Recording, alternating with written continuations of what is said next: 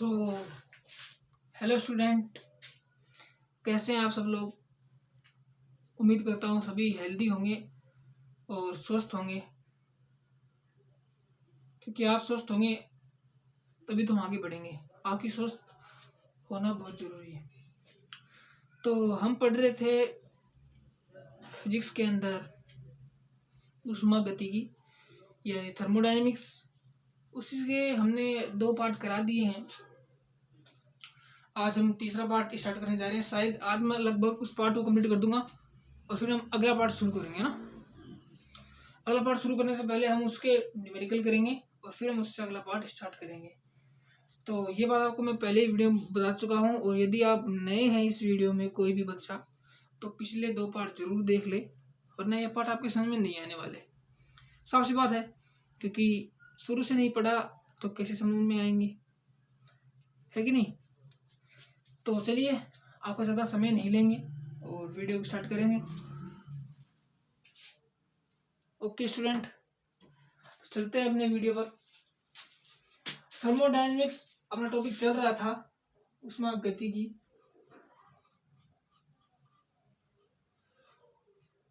ऊष्मागतिकी अपना टॉपिक चल रहा था भाई, ये चल रहा था अपना ऊष्मागतिकी का टॉपिक। तो आज पार्ट 3 इसका।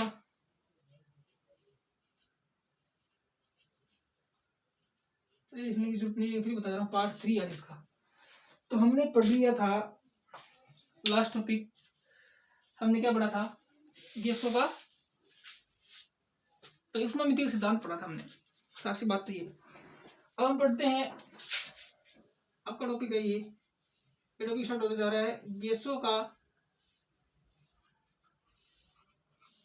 अनुगतिक सिद्धांत।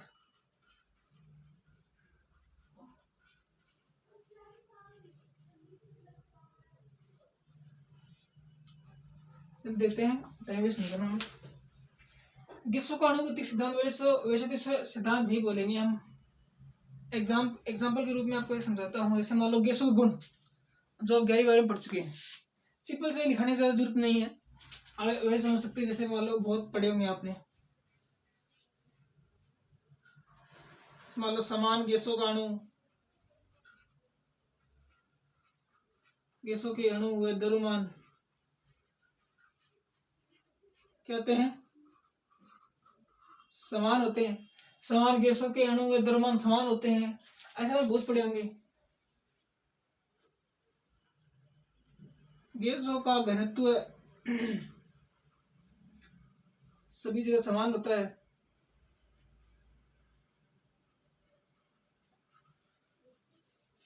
और बहुत है, लिखने कुछ भी लिख सकते हैं। गैसों पर गुरुत्वाकर्षण का कोई प्रभाव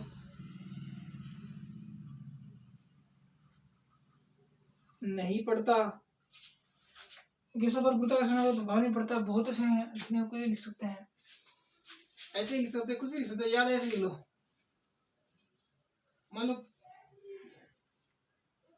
किसी पात्र में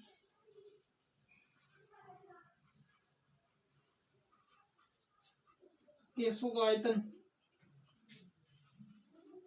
पात्र के आयतन की तुलना में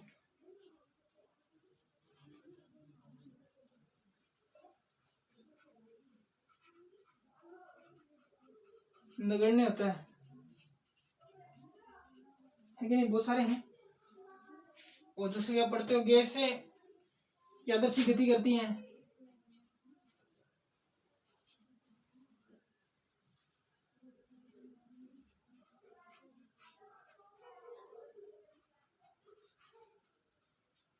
गैसों के अणु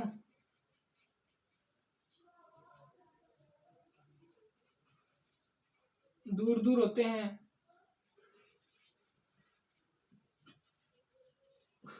गैसों का वेग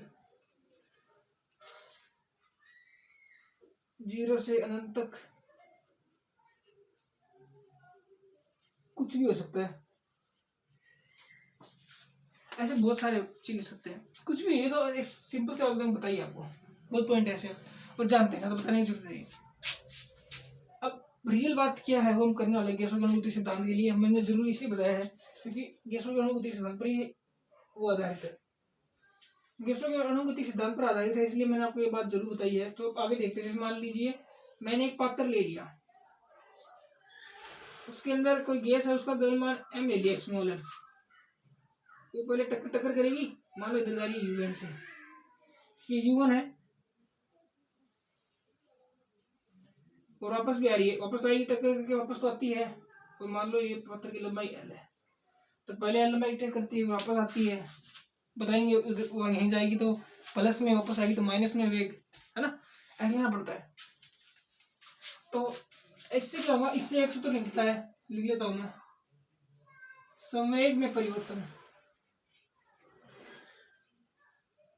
क्या होगा, P बराबर दिया del P, P2 minus P1।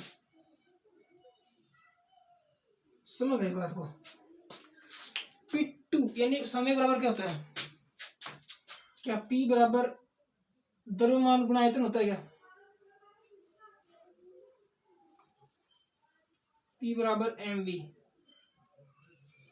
द्रव्यमान गुणा आयतन होता है P बराबर द्रव्यमान गुणा आयतन होता नहीं होता।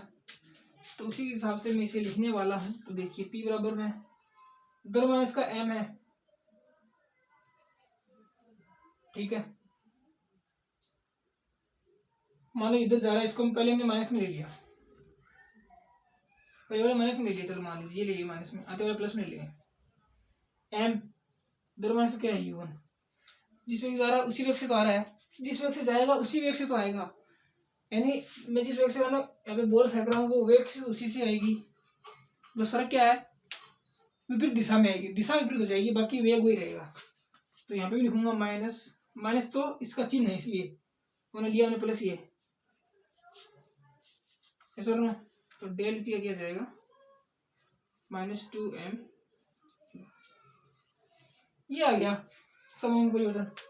इतनी बात समझ में आई क्या, कि जब इतनी बात समझ में आ गई तो आपको मतलब मान लीजिए आपको सारी बात समझ में आ गई, यस और नो।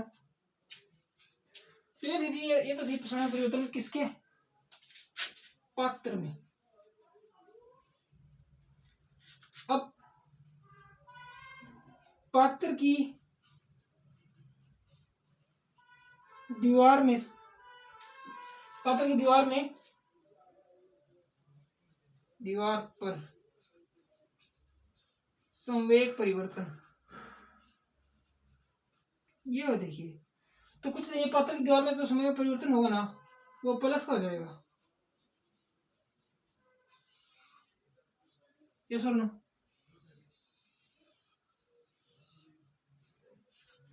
पात्र की दीवार में वापस जाएगा प्लस, तो यहाँ पे आएगा ये प्लस, ठीक है, पहले माइनस लिख लूंगा मैं, आगे बात में ये प्लस को लेता है। अब बनता है सूत्र बनाते हैं, चलिए समय, अब किसी, अब मान लीजिए सर आपने कह दिया संवेग परिवर्तन क्या हम ये लिखें, तो रियल में हम सूत्र बनाएंगे संवेग परिवर्तन का। तो देखिए आपको लिखना क्या, संवेग में परिवर्तन आप हमेशा ये लेंगे, अब मैंने आगे बार लगा दिया, तो मतलब नेगेटिव चीज तो हमें लेनी नहीं है, क्या लेनी है, केवल केवल पॉजिटिव। आगे बात सुनने, अब लिखते हैं बल, लेते हैं बल, लगने वाला बल, F बराबर रहते हैं किसके रूप में, delta P upon delta T के रूप में लेते हैं। डेल्टा P तो देगा 2m(u1) और T ले लिया मैंने T, इतनी बात समझ में आ गई आपको, डेल्टा P मैंने लिख लिया, डेल्टा T को मैंने लिख लिया T, ओनली T लिख लिया, इतनी बात समझ में आ गई। तो चलिए आगे आता है, अगली बात आती है अब सर T कैसे निकाले, चूंकि T का होता है टाइम, यानी समय बराबर दूरी बटा चाल, डिस्टेंस अपॉन में स्पीड, दूरी बटा चाल, दूरी क्या है इसकी, L नहीं है दूरी, भाई दूरी L नहीं है क्या, बोलो, आपसे तो पूछ रहा हूं, दूरी L नहीं है क्या, और चाल क्या है U1। अब L तो है सर, लेकिन वो जा भी रहा है और आ भी रहा है, तो जाते वक्त एल और आते वक्त एल, तो क्या हुई एल और एल 2l। अब मैं ये मान यहाँ पे रखता हूँ, तो यहाँ पे तो एफ का मान क्या जाएगा M U one upon 12 into में यू वन, 2 से 2 कैंसिल, एफ बराबर M U one square upon में एल। ये एफ का सूत्र आ गया भी। एफ का सूत्र मैंने आपको बना के दिखाया है। मैं चाहता तो वो सूत्र सीधा का सीधा रख सकता था, मैं चाहता तो वो सूत्र सीधा का सीधा रख सकता था, लेकिन मैंने ऐसा नहीं किया, क्योंकि मैंने पहले भी समझाया था कि हमें बेसिक कार्य करना है, बेसिक से लेके चलूंगा और लास्ट तक हम बेसिक से ही करेंगे। काम हम सारे करेंगे, न्यूमेरिकल भी करेंगे, पूरा थ्योरेटिकल पार्ट भी लिखेंगे, न्यूमेरिकल पार्ट भी लिखेंगे, सब पार्ट लिखेंगे, लेकिन आपको बस हमारा साथ देना है। मैंने ये बात कही थी और ऐसे काम करेंगे। चलिए स्टार्ट करते हैं आगे। अब बल आ गया सर आरोपित दाब भी लिख लीजिए। ठीक है, पात्र पर आरोपित दाब, पात्र में जो दाब है ना, पात्र में दाब कितना लगेगा, पी बराबर क्या एफ नहीं होता है दाब, पी बराबर एफ अपॉन है, दाब को पी से लिखते हैं। एफ क्या है अभी आया था आपके पास एम यू वन स्क्वायर, अब ए अपॉन एल आया था ना, ए क्या होता है क्षेत्रफल लंबाई गुणा चौड़ाई, इसकी बेचारी की लंबाई भी यही है चौड़ाई भी यही है, तो एल गुणा एल एल स्क्वायर, तो पी बराबर क्या हो जाएगा M U one upon L cube. ये दाब आ गया, आपका दाब भी आ गया। अब ये दाब तो क्या था पात्र में था, जैसे पात्र में दाब निकला वैसे दीवार पर दाब, दीवारों पर आरोपित दाब वो बता दीजिए सर, फिर मामला सेट हो जाएगा। दीवारों पर आरोपित दाब क्या है उसका कुछ सूत्र याद रखना पड़ेगा, P बराबर 1/3 एम एन अपॉन वी आयतन है इंटू में सी स्क्वायर बार। अब कहोगे सर ये क्या है, वी आयतन जानते हो, एम एन, एम क्या है, एम क्या है अणु का द्रव्यमान, अणु किसका गैस का, एन क्या है अणु की संख्या, किसके अणुओं की संख्या गैस के अणुओं की संख्या, सी क्या है सुनो वर्ग माध्य वेग, पढ़ा होगा आपने 11वीं में वर्ग माध्य मूल वेग, तो ये वर्ग माध्य वेग है, मूल वेग क्या होगा उसका बाद इसको ऊपर में अंडर रूट लगेगा तो बनेगा। अब क्या मैं एम एन को ये लिख लूं, कैपिटल एम लिख लूं, मैं छोटे छोटे का द्रव्यमान है इसको मैं कैपिटल एम लिख देता हूँ, तो पी और सूत्र क्या बन जाएगा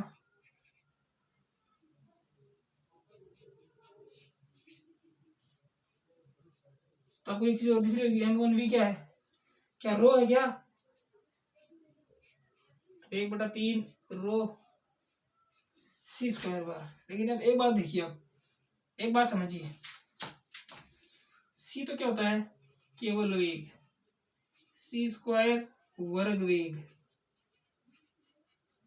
सी स्क्वायर वेग वर्ग माध्य वेग। अब देखो सी स्क्वायर ये क्या होता है सर, ये होता है वर्ग माध्य मूल वेग, वर्ग माध्य मूल वेग, समझ नहीं समझ में क्या होता है वर्ग माध्य मूल वेग होता है सी स्क्वायर। अब देखो मैं आपको ये बता देता हूँ,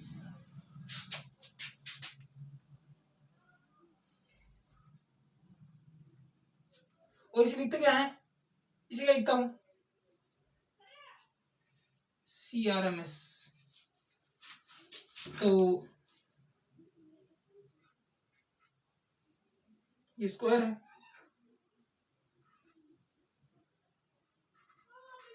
CRMS। क्योंकि CRMS तो इस रूप में है तो इसको इस रूप में बनाऊंगा तो इसका रूट लगाऊंगा, यस और नो। इसको इस रूप में बनाऊंगा तो रूट लगाऊंगा, तो रूट इसका लगाऊंगा तो इसको स्क्वायर कर दूंगा, यस और नो, यस और नो के बाद बराबर लिख दिया मैंने, समझ गए। तो इस तरह बन जाएगा इससे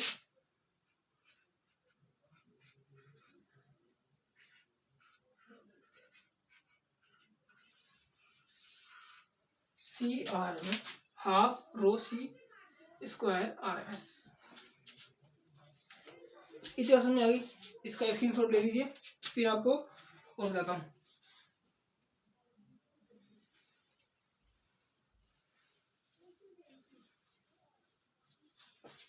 लिखिए लिखिए लिखिए लिखिए लिखिए लिखिए।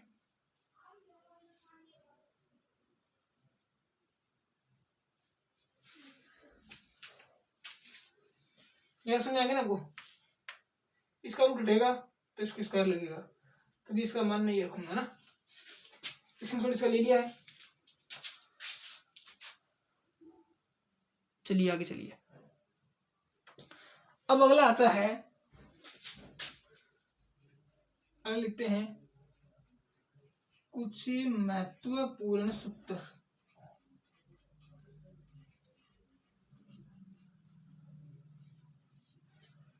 वो इस प्रकार से है, कुछ महत्वपूर्ण सूत्र, वो देखो वो इस प्रकार से होगा कुछ महत्वपूर्ण सूत्र में। जैसे पहले लेते हैं हम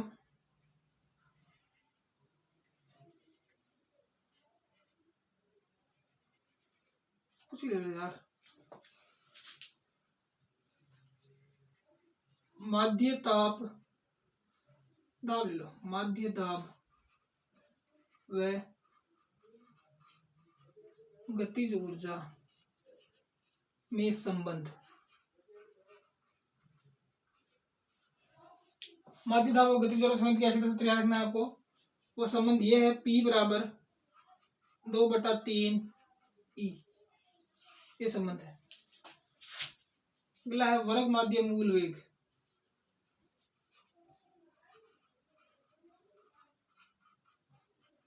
यानी CRMS के फॉर्मूले क्या है, रियलिटी में यही काम आने वाले हैं। 3p/ρ under root 3RT/m 3kT small है, ये इसका फॉर्मूला है। अब कहोगे सर ये हमारे क्या काम आएगा, बेटा जो काम आएगा वो इसी के रूप में आएगा और किसी के रूप में काम नहीं आएगा, ठीक है। ये सर नो, ये हो गया हमारे मूल वेग के कुछ फॉर्मूला। अब कहोगे सर इसमें ये आर क्या है, आर क्या है, ये के क्या है। चलो मैं बताता हूँ के क्या है। के तो है वोल्ट मान नियतांक, इसकी वैल्यू होती है 1.38 गुणा 10⁻⁻23 जूल पर केल्विन। आगे सुन, आर होता है गैस नियतांक, जिसकी वैल्यू होती है 8.31 मोल इंटू केल्विन। ये चीज है, समझ गए। और सबको पता है ना को टी टेम्परेचर है, एम द्रव्यमान रो तो पता है। चलिए इसी के अंदर लिखो वर्ग माध्य मूल वेग, तो CRMS लिख देता हूँ। एक बात को लिखा लेना कि CRMS समानुपाती होता है रूट टी के, यानी CRMS स्क्वायर बराबर टी। तो बोले तो कोई कैसे पूछेगा क्या वर्ग माध्य मूल वेग ताप पर निर्भर करता है, ये सर नो आप तो बता दो। करता है। अरे ताप बढ़ेगा तो क्या सीआरएमएस नहीं बढ़ेगा? ताप घटेगा तो क्या सीआरएमएस नहीं घटेगा? हाँ वो अलग है कि वो थोड़ा सा अधिक रूप में घटे या कम रूप में घटे, वो अलग बात है, लेकिन वो घटे तो करना तो थोड़ा घटो। एक ऐसी बात आपको पूछेगा तो ये बता देना कि हाफ mv स्क्वायर समानुपाती टी। गतिज ऊर्जा किस पर निर्भर करती है? ताप पर करती है। ताप पर क्या करती है? गतिज ऊर्जा निर्भर करती है। गतिज ऊर्जा क्या करती है? ताप पर निर्भर करती है। तो यहाँ से दो बात पूछ सकता है, क्या ताप सीआरएमएस के निर्भर करता है? हाँ, ना, कभी कभी, और नन ऑफ दीज। ये सर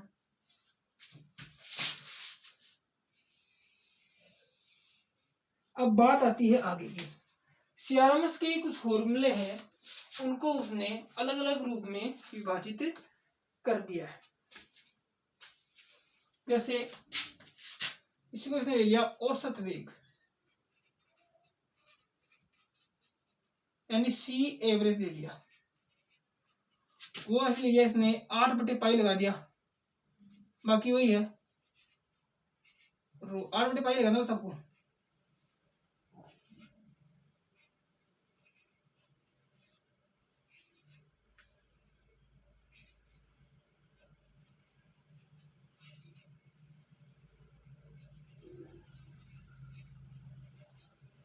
सी लगाया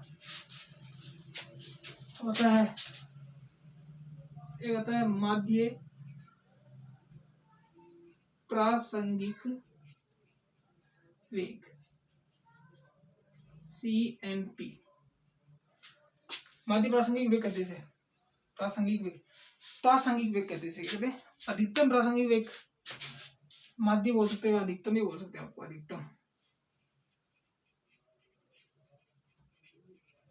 अधिकतम भी लिख सकते हैं, अधिकतम प्रासंगिक वेग या प्रासंभव वेग। वो इसमें आपको 2 से गुणा करता है, 2p/ρ 2kT/ρ sorry small m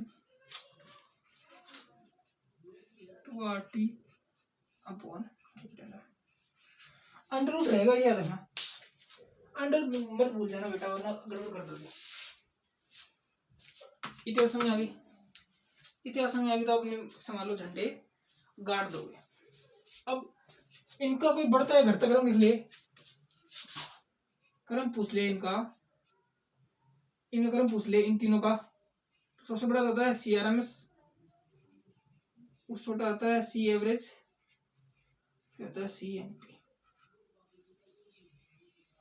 ठीक है बेटा, क्रम वाइज ही छोटे बड़े।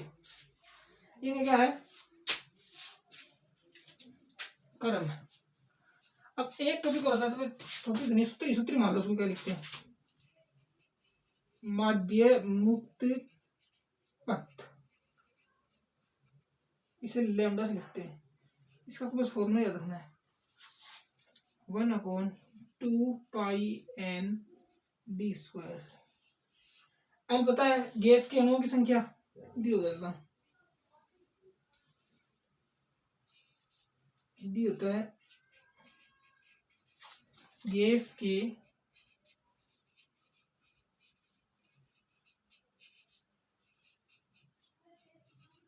अणुओं का व्यास, गैस के अणुओं का व्यास। चल नहीं रहा, थोड़ा सा साइड डालनी पड़ेगी, लेकिन दिख रहा ना आपको? हाँ, गैस के अणुओं का व्यास d², स्मॉल d²। इसका स्क्रीनशॉट ले लीजिए, फिर आपको आगे चलते हैं। चलिए तो आगे चलते हैं। अगला टॉपिक है इसके अंदर, अगला आता है टॉपिक, नहीं वही है, अगला आता है इसके अंदर स्वतंत्रता की कोटियां। स्वतंत्रता की कोटियां क्या होती हैं बेटे? वो इस प्रकार होती हैं, यानी गैसें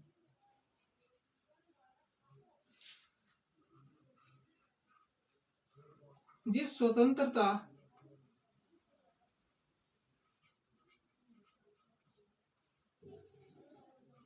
से गति करती हैं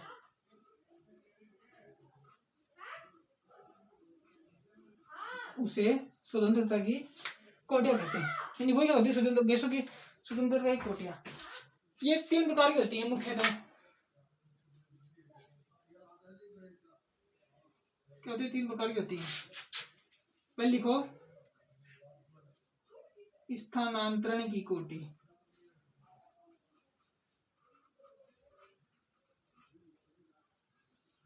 तो कहोगे सर ये क्या होती है? सीधे उदाहरण, ये क्या होती है? स्थानांतरण गति संबंध होती है। स्थानांतरण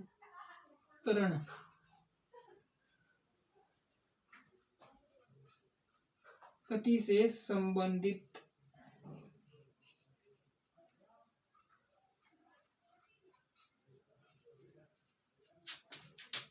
ये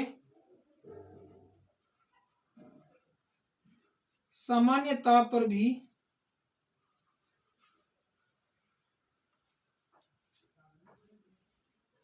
उपलब्ध होती है।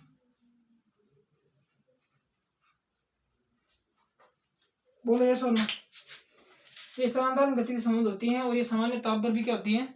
उपलब्ध होती हैं। आगे बात सुनने। दूसरी आती है घूर्णन की कोटि।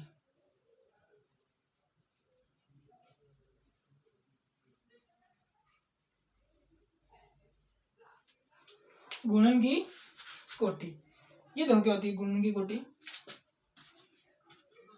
ये घूर्णन गति से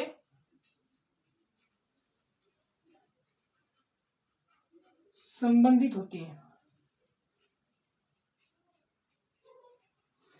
क्या होती है? घूर्णन गति से संबंधित होती है। और ये भी क्या होती है? ये भी सामान्य ताप पर उपलब्ध होती है।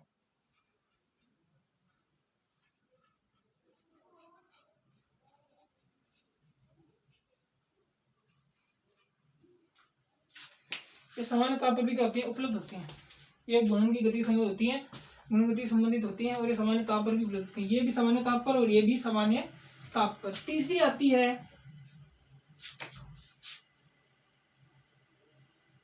कंपन की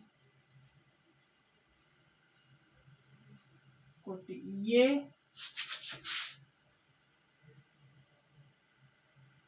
कंपन से संबंधित होती है।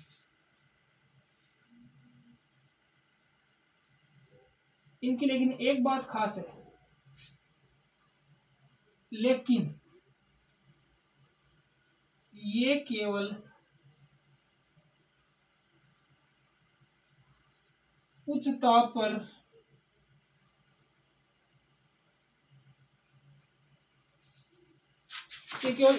क्या होती हैं? उपलब्ध होती हैं।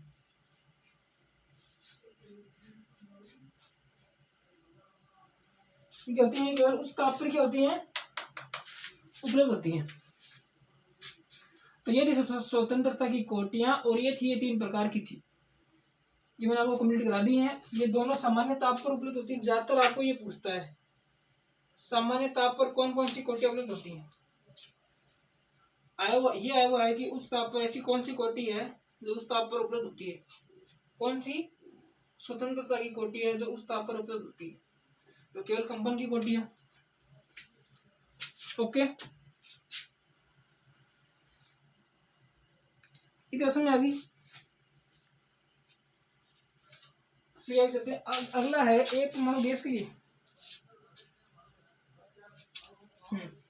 तो ये कौन रेल लिख लीजिए, लिख लीजिए।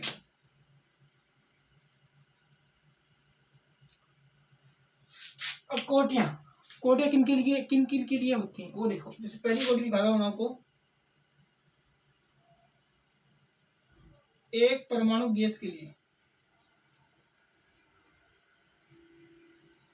गैस हेतु एक परमाणु गैस, जैसे मान लो हीलियम, आर्गन, नियोन वगैरह वगैरह जो भी ये गैस होती है, उनके लिए जो उनकी एफ है, एफ का मान कितना होता है? 3 होता है।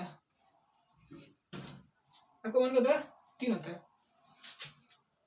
एफ का मान एक परमाणु गैस के लिए एफ का मान 3 होता है। और एफ क्या होता है, ये 3 क्या है, 3 क्या है, स्थानांतरण की कोटि।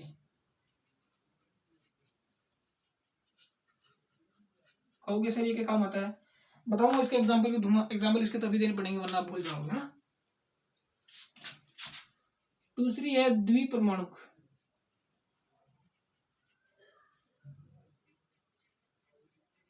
गैस हेतु।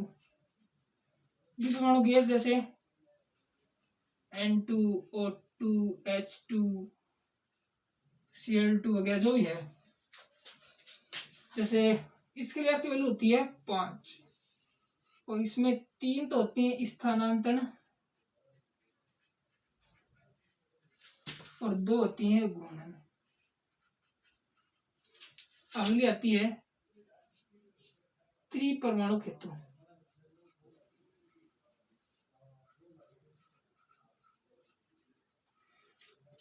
त्रिपरमाणु में CO2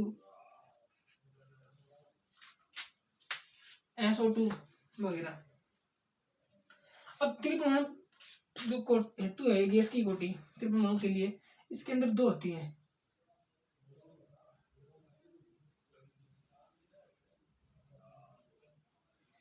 पहली होती है सामान्य, सामान्य को लिखते हैं, ध्यान नहीं आ रहा क्या दिया इसने, रेखीय, रेखीय दिया इसने, सामान्य को दिया है रेखीय, रेखीय संरचना। इसके लिए रेखीय संरचना कैसी होती है, CO2 की, CO2 की तो होती है रेखीय संरचना। उसके लिए आपकी वैल्यू होती है, आपको याद करने की जरूरत नहीं बेटा, आपको बस याद रखना है, आपकी वैल्यू होती है इसके लिए 7 और इसमें स्थानांतरण की 3, 2 घूर्णन की और 2 कंपन की। बात समझ में आ गई, स्थानांतरण की, 2 घूर्णन की और 2 कंपन की। अभी इसकी दूसरी है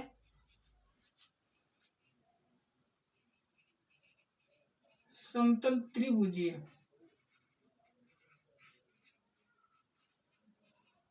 संरचना, वो SO2 की होती है, इसके लिए आपकी वैल्यू 6 होती है।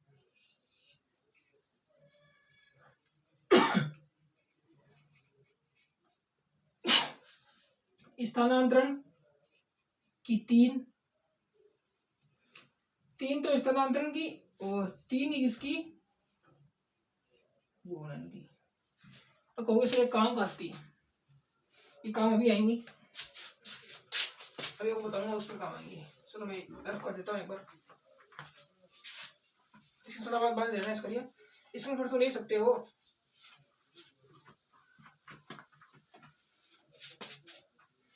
इनकी जो संरचना है वो मैं इसी में बताता हूँ, जैसे बात है इस टॉपिक में काम आएगा, इसका इस टॉपिक के अंदर ये काम आएंगी रुद्धोष्म अनुपात।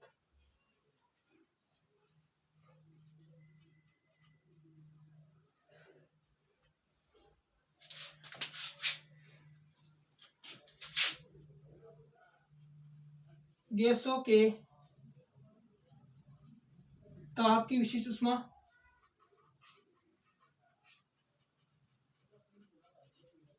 व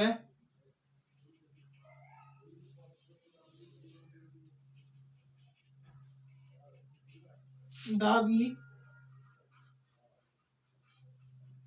विशिष्ट ऊष्मा का अनुपात क्या होता है, रुद्धोष्म अनुपात कहलाता है। इसे गामा से रिप्रेजेंट करते हैं, तो गामा बराबर लिखूंगा Cp अपॉन में Cv। याद रखना Cp is greater than Cv and gamma की वैल्यू आएगी हमेशा 1 से बड़ी, ये बात रखना। अब इसका अन्य सूत्र क्या होता है, इसमें काम आता है ये अन्य सूत्र, इसका ये अन्य सूत्र, इसका रुद्धोष्म अनुपात का, वो क्या होता है दिख रहा है आपको, वो क्या होता है 1 + 2 अपॉन F। अब किसने से आ जाए, एक परमाणु, ये F है ना, F यहाँ पे क्या आएंगे, बोल दे एक परमाणु के लिए, एक परमाणु हेतु तो 2 अनुपात का, 2 अनुपात क्या होगा, एक परमाणु का 2 अनुपात क्या होगा, तो क्या लिखोगे एक परमाणु के लिए,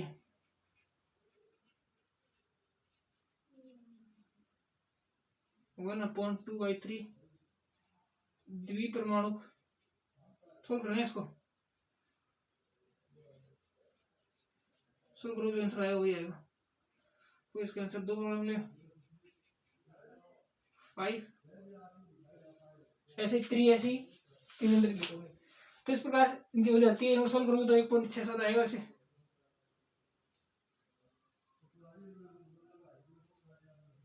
इसके लिए आप निकालें ना, तो इजी है, तो हार्ड नहीं है। तो इसके अंदर काम होता है ये आपका एक परमाणु हेतु, द्विपरमाणु हेतु, त्रिपरमाणु हेतु, और इसके अंदर रेखीय संरचना और समतलीय त्रिभुजी संरचना, इसके लिए काम आती है। छोटा सा टॉपिक रह गया, वो आपको यही करा देता हूँ।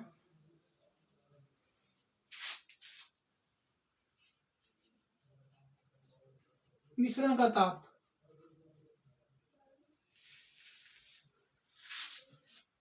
क्या होता है, यदि 3 गैसें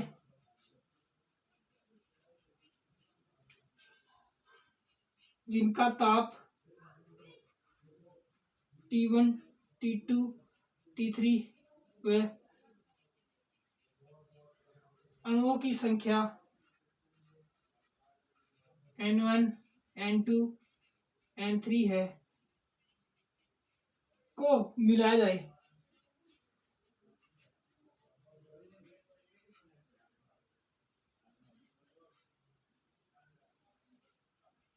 तो ताप क्या होगा, ताप होगा टी मिक्सचर, वो होगा N1T1 plus N2T2 plus N3T3 upon में N1 plus N2 plus N3, ये आपका फॉर्मूला मिलेगा। ये था ताप में परिवर्तन वाला, ये था कुछ मिश्रण का ताप। इसका स्क्रीनशॉट लीजिए, फिर लास्ट कोई बचता है, फिर अपना ये पूरा कंप्लीट हो जाएगा, फिर कल करेंगे इसके, जल्दी कीजिए। अगली आती है जो कि मोस्ट टॉपिक भी है, लास्ट वाला,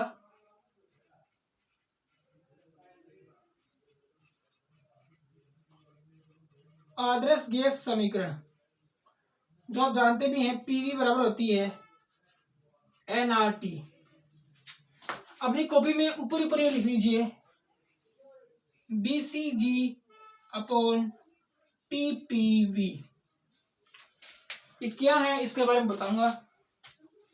तो आपको पता है आदर्श गैस, पृथ्वी में कोई भी गैस आदर्श नहीं होती, क्या आप जानते हो, नियत ताप और नियत दाब पर गैस से आदर्श गैसों की तरह व्यवहार करती हैं, ये बात होती है। वैसे पृथ्वी पर कोई नहीं, मतलब नियत गैस नियत ताप बना ही नहीं होगा। इसके मन में सवाल आ रहा तो बता रहा हूँ। आदर्श गैस समीकरण ये होता है, अब आपको गैर बारे में पढ़ा होगा तो आपने पता होगा कि आदर्श गैस जो समीकरण है वो भाई किसी वैज्ञानिक ने नहीं दिया था, वो बॉयल ने मिल के दिया था। बॉयल भी थे, साथ में चार्ल्स भी थे, और लास्ट में गैलुसेक थे। इन तीनों को मिला दिया जाए तो, कन्वर्ट कर दिया जाए तो, इन्होंने जो नियम दिया था ना वो एक नियम पर आधारित था। तो इसीलिए इस नियम के रूप में इन्होंने समीकरण बना दिया पीवी बराबर एनआरटी, जो कि बहुत मोस्ट, मतलब कहते हैं कि किसी को आदर्श गैस समीकरण याद नहीं है ना तो उसे केमिस्ट्री में कुछ भी याद नहीं है, ऐसे कहा जाता है। पता है किसी को, कुछ भी हो, लेकिन अब हमें याद है, लेकिन हमें चाहे याद हो चाहे नहीं हो, तो भी हमें सब कुछ आता है, मानते हो ना। तो चलो पहले लेते हैं बॉयल का नियम। बॉयल का नियम, बॉयल के लिए में क्या अनुपात, क्या समान, क्या नियत, क्या कांस्टेंट, पहले लिख लो ताप कांस्टेंट। यदि ताप कांस्टेंट, एन और आर तो कांस्टेंट होते हैं। मैं एन तो बताया था, गैस के अणुओं की संख्या फिक्स होती है। आर मैंने बताया था आपको, पता है किसी को, गैस नियतांक बताया था, है तो नियतांक ये भी, तो ये भी क्या गया कांस्टेंट। इस बार ताप नियत है, तापनीयता BCG बराबर TPV, तो B के नीचे T, तापनीयता तो बचे क्या P और V, तो मैं लिखता हूँ क्या PV बराबर कांस्टेंट या P समानुपाती 1/V। ये तो बॉयल का नियम। P और V में ग्राफ क्या आएगा, ऐसा आएगा। PV में कैसा आएगा, ऐसा आएगा। ये सुनो,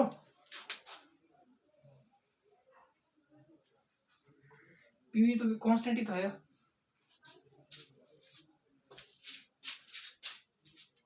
और कुछ है नहीं। एक मिनट बना देना, P और 1/V हमें सरल रेखा में आएगा। ये ग्राफ है इनके। अगला है चार्ल्स का नियम। चार्ल्स का नियम, चार्ल्स साहब ने क्या कहा, BCG बराबर TP, यानी T कांस्टेंट यानी दाब कांस्टेंट। यदि दाब कांस्टेंट तो समीकरण में बचा क्या, V समानुपाती T कर दूं तो V और T में ग्राफ सरल रेखा, V अपॉन T और T में ग्राफ कांस्टेंट,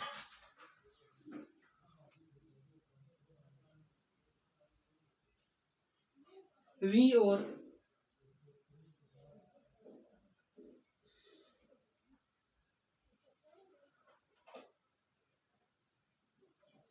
प्रॉपर्टी तो खैर यहाँ पे है नहीं कि मैं फालतू माथा पड़ी करी।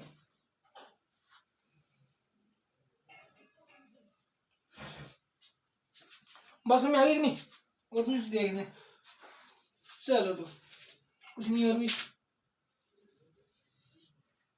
इस फॉर्मूले से आ रहे ना, लास्ट आप आते हैं गेलुसाक का नियम। पता है गेलुसाक के नाम को 99% लोग गलत बोलते हैं। नाम इनका गेलुसाक होता है, गेलुसाक। रियली तो बोलता है गेलुसाक ऐसे बोलता है, पता है वो ऐसे फनी लगता है ना, तो 99% लोग इसको गलत बोलते हैं। 1% लोग शायद इंग्लैंड के होंगे वगैरह वगैरह, अंग्रेज लोग होते हैं वो सही बोलते हैं, उनमें आते हैं 1% हमारे जैसे गाँव पे। तो छोड़ो, गेलुसाक का नियम मतलब BCG अपॉन TPV, यानी V कांस्टेंट,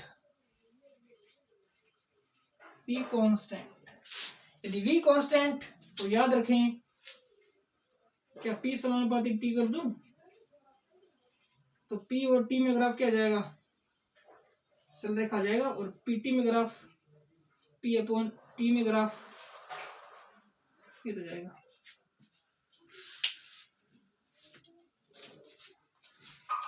ये वाली भी आप समझ गए हो तो अपना टॉपिक यहाँ पे कंप्लीट होता है।